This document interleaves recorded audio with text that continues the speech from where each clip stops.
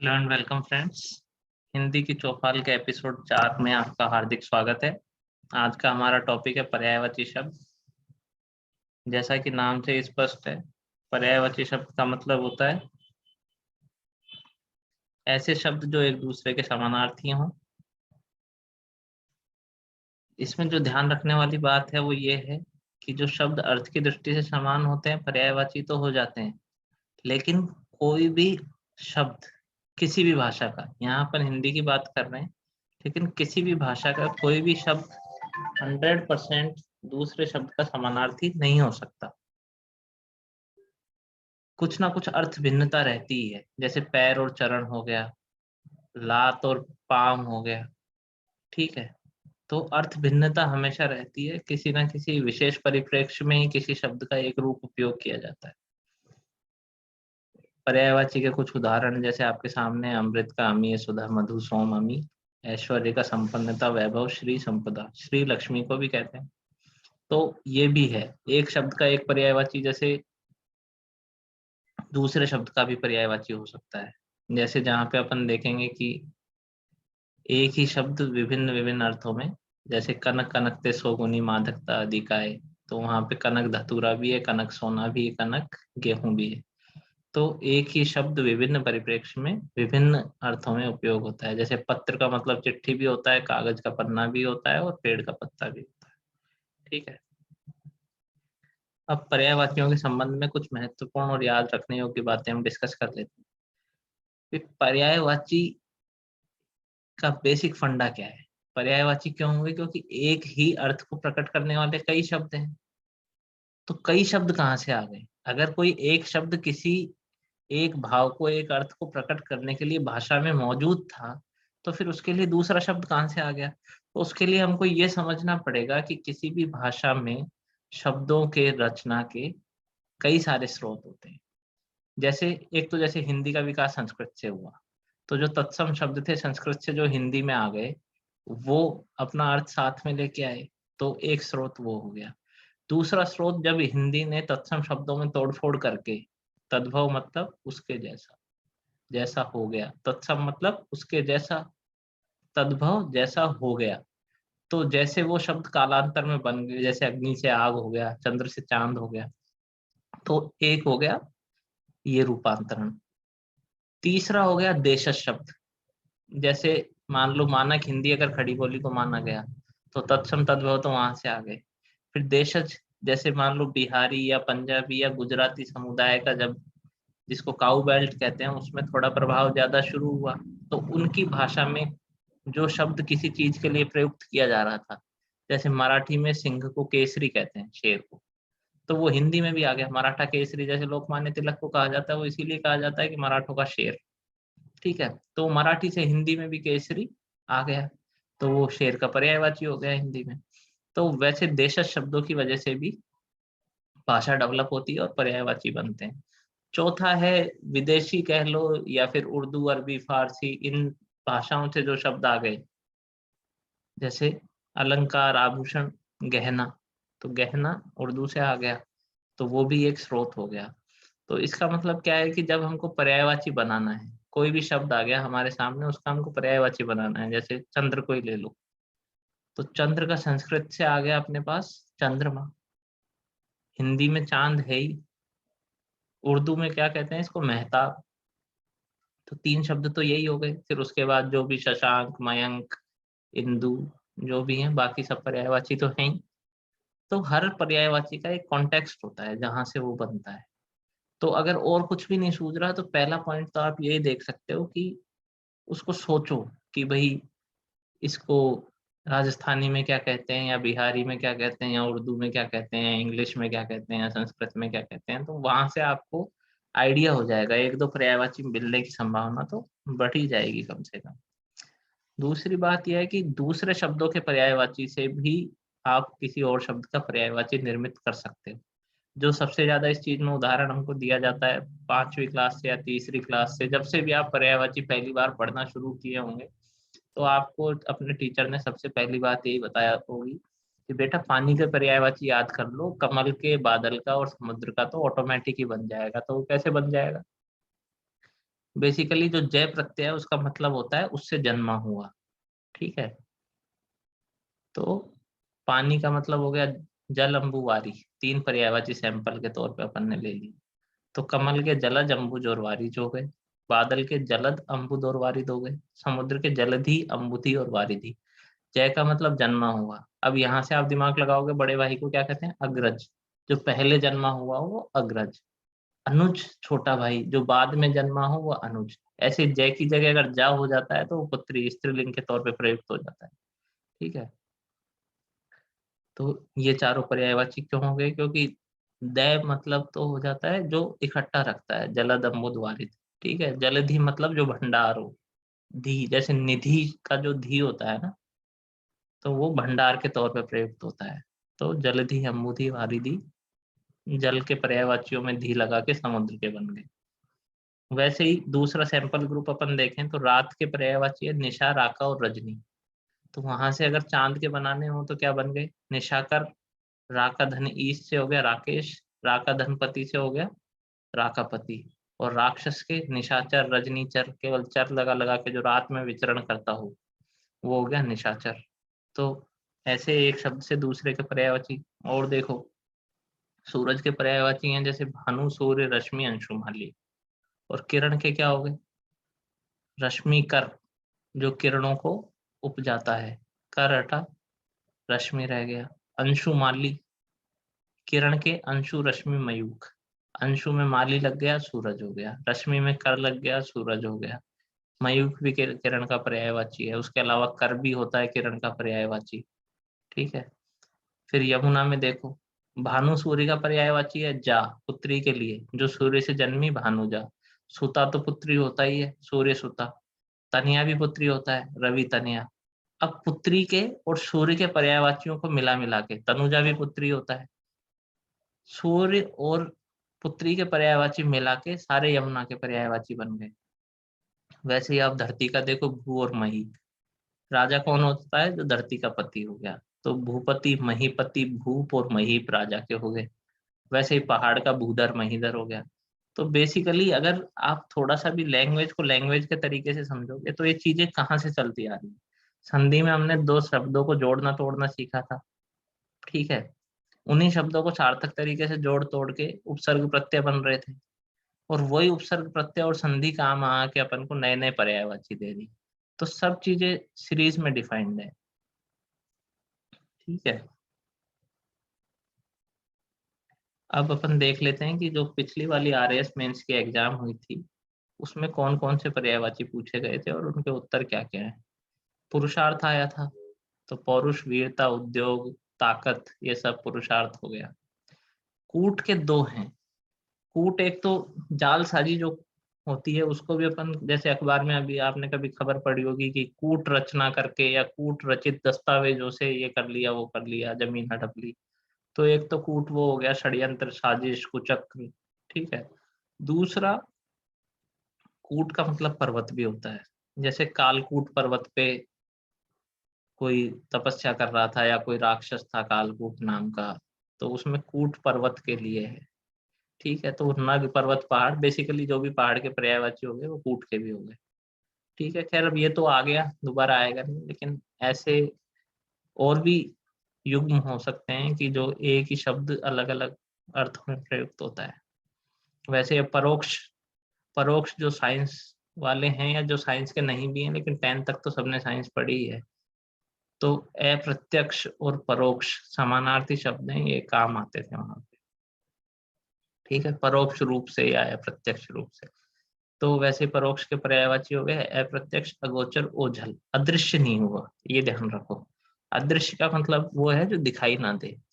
परोक्ष का मतलब क्या है गया कि जो दिखाई तो देता है लेकिन अभी अपन को नहीं दिखाई दे रहा। तो ये बेसिक डिफरेंस है अदृश्य में और अप्रत्यक्ष में, तो ये ध्यान रखना है। अदृश्य इसका पर्यायवाची नहीं होगा। वैसे ही अरण्य, अरण्य का जंगल, वन, कानन, विपिन। तो एक चीज ये है कि जैसे जंगल का पूछते, अरण्य भी खैर टफ नहीं, लेकिन मान लो विपिन का आ जाता, तो पहली चीज तो ये होती कि आपको ये पता होना चाहिए कि विपिन जंगल को कहते हैं। तो इसलिए किसी भी जो कॉमन पर्यायवाचियों में जो टफ जो पर्यायवाची है ना, जो ज्यादा संस्कृत निष्ठ है या जो ज्यादा कम काम आता है, उसको ज्यादा ध्यान से देखने की जरूरत है कि हो सकता है उसी को पूछ लिया जाए। तो अब महत्वपूर्ण पर्यायवाची अपन देख लेते हैं। अरण्य का भी अपन ने देखा ही था, तो इसमें देखो अटवी और आ गया, कामतार आ गया। वैसे अनी में कटक दल। अब जैसे आपको याद रखना हो तो किसी ने बीरबल वाला किस्सा सुना हो, तो उसमें था कटक अटक में अटक गई, अटक ना आयो हाथ, गयो बीरबल साथ। तो बीरबल की मृत्यु का समाचार इस दोहे के माध्यम से दिया गया था। वहां पे कटक का अर्थ था सेना। वैसे ही आकर्षक, चित्ताकर्षक, मोहक, विमोहक, प्रलोभक। मनोहर में विसर्ग संधि आपने पढ़ा था पिछले उसमें। तो ये सब चीजें इंटर रिलेटेड है। ये सब चीजें देखो, प्रलोभक, प्र उपसर्ग लग के प्रलोभक शब्द बन गया। यहाँ सारा सब कुछ ये संधि विच्छेद, ये चित्त आकर्षक, चित्ताकर्षक। ऐसे आख्यान, कथा, कहानी, किस्सा, वृत्तांत, वर्णन, बयान, इसको याद रखने का तरीका क्या है? ये कथा कहानी किस्से हैं, कुछ भी तो सार नहीं बाबू। तो कथा कहानी किस्से हो गए। आकुल के व्यग्र, व्यस्त, उद्विग्न, क्षुब्ध, उद्वेलित, विक्षुब्ध। वज्र, कुलिश, पवि, अशनि। तो वज्र किसका होता है? इंद्र का। ठीक है। और किसी को याद हो तो राजस्थान पत्रिका के जो संस्थापक थे उनका नाम क्या था? कर्पूर चंद कुलिश। तो वहां से याद रखने की इसको कर सकते हो आप।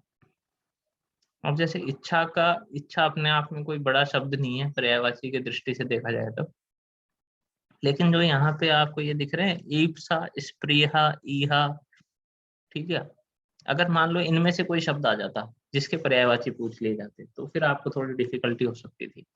तो मैंने यहाँ पे जो अन्य महत्वपूर्ण पर्यायवाची वाले, इसमें मैंने जो पर्यायवाची छांटे हैं, ये वो हैं जिनके पर्यायवाचियों में कुछ ऐसे शब्द हैं जो अगर सामने पहले वो आ गया तो हो सकता है आपको कंफ्यूजन हो जाए।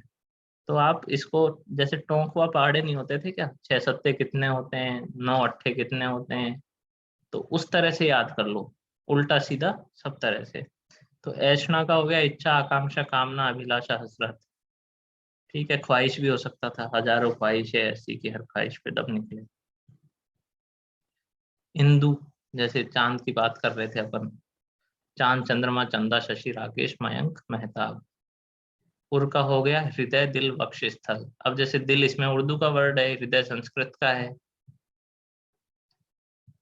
तो परवार उर्वशी, सुनी राधिके सुजान, तू मोहन के उर्वशी हवे उर्वशी समान। तो वो जो मोहन के उर्वशी है वो हृदय है।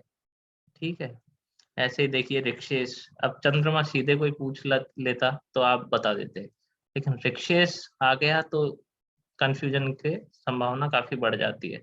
तो उल्टा सीधा करके आपको इनको याद रखना है। ऐसे ऋषिकेतु, कामदेव के पर्यायवाची जनरली मदन, मनोज, मनमत लोगों को ध्यान होते हैं, इसलिए मैंने ऋषिकेतु से इसको शुरू किया कि ऋषिकेतु के पर्यायवाची आप बताइए।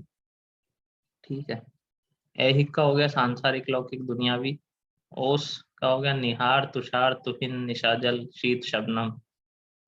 शबनम आप जानते ही हैं, गानों में सुना होगा, यूं शबनमी पहले नहीं थी चांदनी। ठीक है। और निहारिका काफी फेमस बुक भी है हिंदी साहित्य में। ठीक है।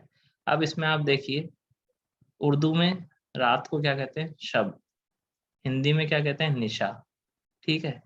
तो निशा जल और शबनम दोनों पर्यायवाची हो गए ओस के। नम का मतलब क्या होता है? नमी, आर्द्रता। तो दो अलग अलग शब्दों से मिला के ही पर्यायवाची बन रहे हैं, कोई अलग से कुछ नहीं आ रहा। अब ये देखो, और आ गया, और दूसरा, भिन्न, अन्य, पराया। ठीक। ऐसे ही कच्छ का हो गया बाल, केश, कुंतल। अब कोई बाल के पूछेगा तो आप बता दोगे, लेकिन अभी कोई चिकुर का पूछे या कच्छ का पूछे तो आपको कंफ्यूजन होना स्वाभाविक है। तो ऐसे जो कम काम आने वाले पर्यायवाची हैं उनको थोड़ा विशेष दृष्टि से देख लो। ठीक है। फिर कोयल का हो गया कोकिला, पिक, बसंत दूत, सारिका, कुहिनी, मन प्रिया। अब पिक तो आपने सुना होगा कि जब बरसात की ऋतु आ जाती है और सब बोलना शुरू करते हैं, बसंत की ऋतु में जब सारे पक्षी बोलना शुरू करते हैं, तो वैसे तो कोयल और कौवे के रूप में कोई भेद नहीं होता, दोनों काले होते हैं, लेकिन जब वो बोलना शुरू करते हैं बसंत ऋतु में, तब पता चलता है कि काके काके, पिके पिके। तो वो पिक है, संस्कृत में कोयल को कहते हैं। ठीक है। कटक फिर से नए उससे आ गया। ठीक है। कोविद, हनुमान चालीसा में पढ़ा होगा, कभी कोविद कही सके कहाँ थे, तो वो होता है कोविद का मतलब विद्वान, विद्वान पंडित विशारद। गहन का अभेद्य दुर्गम घना निर्विड सघन, तड़ित का होता ही है दामिनी सौदामिनी बिजली, गाज आपने सुना होगा, उस पर तो मानो गाज गिर गई। ठीक है, तरनी और तरणी उसमें भी आ जाता है कि शब्द युग में अर्थ में भिन्नता स्पष्ट कीजिए। तो तरनी कहते हैं नौका को और तरणी कहते हैं सूर्य को। ठीक है, नौका नाव किश्ती नैया।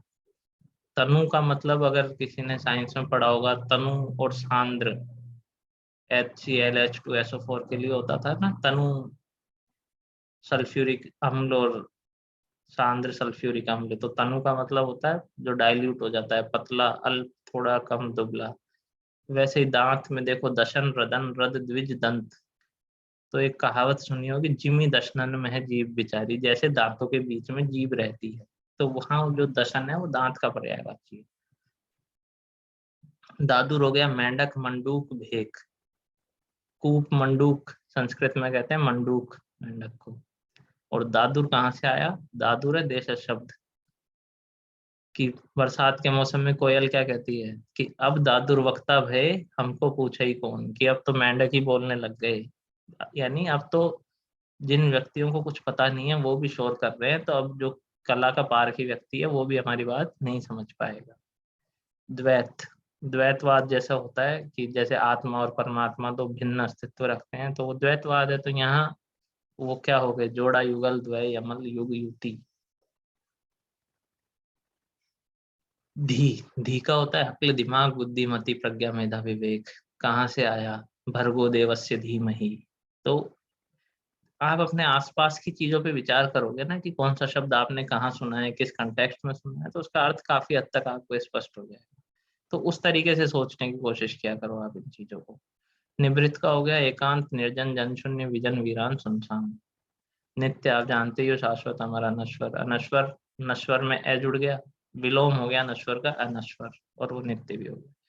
तो यानी पर्यायवाची के बाद जैसे अपन जब विलोम पढ़ेंगे तो आप ये देखो कि एक चीज का पर्यायवाची दूसरे का विलोम है, शब्द रचना वही है, उपसर्ग में अन कुछ लग गया और उसका विलोम बन गया। ठीक है, अमर्त्य, अमर्त्य के आगे ए लग गया, अमर्त्य बन गया। विनाशी के आगे लग गया, विनाशी बन गया। निष्पत्ति, निष्पत्ति आपका एक तरह से कार्यालयीन शब्दावली में भी काम आ जाएगा। इति, समाप्ति, पूर्णता, सिद्धि। कार्य निष्पादन जैसे होता है ना, वर्क कंप्लीशन सर्टिफिकेट, कार्य निष्पादन प्रमाण पत्र, तो वहां से आ गया निष्पत्ति, निष्पत्ति। किसलय, पत्ता, पत्र, दल, पत्रक। बेसिकली पेड़ के पत्ते को कहते हैं किसलय। छायावाद में ये शब्द काफी यूज हुआ था, किसलय, और कम चलता है इसलिए हो सकता है इसका भी पूछ लिया जाए। पारावार, उसके हर्ष का पारावार ना रहा। तो पारावार मतलब कि समुद्र भी सिमट आया, उतना इतनी खुशी हुई उसको, हर्ष का पारावार ना रहा। समुद्र सागर जल्दी जल्दी थी। पृथु, पृथु चौड़ा, मोटा, विस्तृत, विशाल, असंख्य, अनगिनत। पृथु माइथोलॉजी के हिसाब से वो राजा था जिसने पृथ्वी की रक्षा की थी राक्षसों से। ठीक है। प्रकृत, जो प्राकृतिक हो बेसिकली, वास्तविक, असली, यथार्थ, सत्य, स्वाभाविक। प्रणेता, नेता, नायक, रचनाकार, वृत्तिकार। इसका आप प्रणय से या उससे मत ले लीजिएगा, प्रणेता का मतलब लीडर होता है बेसिकली, इसका प्रणय प्रेम से कोई लेना देना नहीं है। प्रसक्त हो गया संलग्न, संश्लिष्ट, संबद्ध, अनुरक्त। ठीक है। दूसरा बंकिम चंद्र चट्टोपाध्याय वाला बंकिम आ गया यहाँ पे, बांका, तिरछा, वक्र, बंक, आड़ा। ठीक है। भौरा, अली, मधुरथ, शिलीमुख, मधु, मधुकर, द्विरेप। बेसिकली इनके जो द्विरेप और शिलीमुख, ये ऐसी चीजें हैं ना जो जनरली सुनने में नहीं आती, वो देख लेना। मंजुल, मंगल, मूल, बाम, अंग, फरकन लगे, वो जो आता है स्तुति में जो आता है, यही भांति गौरी असीस सुनी सी वाली में, तो वहां से ही मंजुल, मंजुल का मतलब सुंदर। बेसिक बात ये है, भाई सीता जी के बारे में बात हो रही है तो सुंदरता की हो रही होगी, मोहक, मनोहर, आकर्षक, शोभनीय, सुंदर। मत्सर को मत्स्य से कंफ्यूजन मत कर लेना, मत्सर का मतलब है द्वेष, ईर्ष्या, कुड़न, जलन, डाह। ऐसे ही मुकुल का नाम हो गया कलिका, कली, कोरक, गुंजा, शिगुफा। मुकुर हो गया शीशा, दर्पण, आदर्श और आईना। तो ये वो पर्यायवाची शब्द थे तो जो मुझे जरूरी लगे और जनरली कहीं पे मिलते नहीं है। तो कई लोग जैसे दावा करते हैं कि अरे जो मैंने बता दिया उसके बाहर से नहीं आएगा। मैं कहता हूँ कि अगर इनके बाहर से आएगा तो आप कर ही लोगे, क्योंकि वो तो नॉर्मल जो रूटीन में आते हैं वही हैं। लेकिन जो मुझे लगे कि यार इनको टच करना चाहिए, उनको मैंने टच किया है। कुछ बातें जो अपन इसके बाद में करेंगे। फिर जो रूटीन वाले पर्यायवाची हैं जो आपको सब जगह मिल जाते हैं, इनसे मैं डिटेल में नहीं जाऊंगा। अनुपम, अश्व, असुर, अग्नि, अचल, अतिथि। अब अग्नि का जैसे आग, ये तद्भव और तत्सम वाला खेल है। अब जैसे इसके सुर से असुर बन गया, निशाचर निशा वाले पर्यायवाची से बन गया था। देवारी सुरारी बन जाते हैं इनके, कि देवताओं का दुश्मन। अब देव का पर्यायवाची, देवता का पर्यायवाची देव है, सुर है, तो उनके आगे अरी लग लग के असुर के पर्यायवाची बन गए। ठीक है।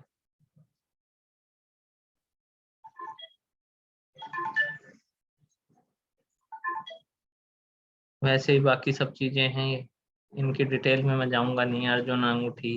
अब जिसने भी थोड़ा बहुत भी माइथोलॉजी का आइडिया लिया उसको पता है अर्जुन को पार्थ, भारत, धनंजय, कौन्ते, सव्यसाची, गांडीवधर, कुछ भी जितने भी नाम हैं वो सब कहे जाते हैं। ठीक है। तो पर्यायवाची बेसिकली विशेषण, भाववाचक, इन सब चीजों से मिलके, यानी किसी भी शब्द के जितने भी एस्पेक्ट होते हैं उनको कवर करते हुए उनके पर्यायवाची बन जाते हैं। ये चीजें देखने की है। कुबेर, कपड़ा, कबूतर, कंचन। कंचन का मैं पहले कनक जो बता रहा था, कनक कनक थे, तो कनक गेहूं को भी कहते हैं, सोने को भी कहते हैं और धतूरे को भी कहते हैं। ऐसे आंख का लोचन, नेत्र। अभी शिव जी के बताने हो तो आंख में त्रिलोचन हो गया, त्रिनेत्र हो गया, वो शिव जी के बन गए पर्यायवाची। ठीक है। ऐसे आकाश गंगा के मंदाकिनी, सूर्य नदी, नवगंगा, स्वर्ग नदी। तो जो भी खगोलीय चीजें हैं अपनी माइथोलॉजी में, स्वर्ग है, स्वर्ग नदी कर दिया, सूर्य बाहर है तो सूर्य नदी कर दिया। ठीक है। ऐसे इंद्राणी और इंद्र के हैं, इंद्र की वधु। मधवा है तो मधवानी हो गई, शक्र है तो सची हो गई। ठीक है। क्रोध के अमर्ष और रोष। अब ये जैसे कुक्कुर है तो कुक्कुर बेसिकली देश शब्द है। तो कुत्ता के श्वान, कुक्कर, शुनक, सार में। कार्तिकेय को षडानन भी कहते हैं, ध्यान रखना कहीं आ जाए पंचानन षडानन। बहुब्रीहि समास में जैसे होता है ना, ब्रह्मा जी हो गए पंचानन, कार्तिकेय हो गए षडानन। ठीक है। किनारा, तीर, कुल, कुल, छोर। खक्का, विहग, पक्षी, द्विज, चिड़िया। ठीक है। गाय का देख लो, सुरभि, गौरी, भद्रा, दीन। चांदनी को ज्योत्सना भी कहते हैं, चंद्रिका भी कहते हैं। धूप को धोत और धाम। ये देखो फिर से आ गया, अर्जुन का ही पर्यायवाची है धनंजय। नमक को लवण, राम रस, लोन, नून। ठीक है। तालाब को सर, जलाशय, तड़ाक, पुष्कर, सरोवर, पोखर। तोता को सुआ, कीर, शुक। तो ऐसे ये काफी सारे पर्यायवाची हैं। मैं सारे तो यहाँ पे पढ़ नहीं पाऊंगा, लंबा हो जाएगा, लेकिन ये आप देख सकते हो, बस इतना ही है। ये मैंने इसलिए शामिल कर लिए कि ये तो हर किताब में मिल ही जाते हैं, तो इनमें से कोई आए तो आप यहीं पे देख पाओ उनको। बाकी जो मैंने शुरू में जो लिए थे वो मुझे ज्यादा इम्पोर्टेंट लगते हैं। ठीक है। जैसे ब्राह्मण को विप्र, द्विज, भूसुर, भूदेव, बाभन। अब ये बाभन देशज शब्द है। या आप जैसे प्रेमचंद के या फणीश्वर नाथ रेणु की कोई उपन्यास पढ़ेंगे, कहानी पढ़ेंगे, तो उनमें आपको ये यूज मिल जाएगा। द्विज पक्षी को भी कहते हैं, द्विज ब्राह्मण को भी कहते हैं, ये ध्यान रखना। ठीक है। बसंत ऋतु, राज ऋतुपति, मधुमास, कुसुमाकर। ठीक है। ऐसे ही रमा, कमला, विष्णुप्रिया, इंदिरा, लक्ष्मीकांता। बाण का देखो, जैसे सीधा बाण का आ गया तो आप कर दोगे, लेकिन अब जैसे इशु या विशिख ऐसा कुछ नाम आ गया तो आपको दिक्कत होगी, तो उस तरह से इसको देख लो। ठीक है। मुर्गा का हो गया कुक्कुट, अरुण शिखा, ताम्रचूर्ण। मछली का मत्स्य, शफरी, मीन। अभी जैसे शफरी आ जाए तो फिर आप कंफ्यूज हो सकते हो, मछली से तो मत्स्य और मीन तो कर ही दोगे। तो ये सब पर्यायवाची जो कवर करने थे मैंने किए। अब इसमें जो एक इम्पोर्टेंट बात मुझे पिछले पेपर्स का एनालिसिस करने पे समझ में आई कि व्यक्तिवाचक संज्ञा से तो पर्यायवाची बाई चांस ही आता है। जैसे अर्जुन का या विष्णु जी का या ब्रह्मा का, इनके पर्यायवाची आपको कम ही पूछे जाएंगे। बाई चांस आपको जातिवाचक संज्ञा से पर्यायवाची आ सकता है, जैसे पिछली बार अरण्य का आया था, ठीक है। लेकिन 90% केसेस में जो पर्यायवाची आएंगे वो या तो विशेषण होंगे या भाववाचक संज्ञाएं होंगी। जैसे पिछली बार कूट, परोक्ष, ये जो सब आए ये क्या है? विशेषण है, ठीक है। तो विशेषण और भाववाचक संज्ञाओं और तत्सम, इन तीन का जहाँ पे कॉम्बिनेशन बनता है वहां से पर्यायवाची आने की संभावना सबसे ज्यादा है। तो जो भी कोई भी लिस्ट में से आप पढ़ो, मैंने तो आपको दी है, बाकी जिस भी लिस्ट में से जहां से भी आप पर्यायवाची पढ़ो, जो ये रूटीन वाले पर्यायवाची है ना, ये कबूतर वबूतर, उनको तो छोड़ो। और जो भाववाचक संज्ञा और जो विशेषणों वाले जो पर्यायवाची हैं, ठीक है। जैसे आप मेरी जो पहली लिस्ट है जिसको मैंने नाम दिया था अन्य महत्वपूर्ण पर्यायवाची, उसमें आप ज्यादातर पर्यायवाची देखोगे तो इसमें आपको मिलेंगे भाववाचक संज्ञाएं और विशेषण, ठीक है।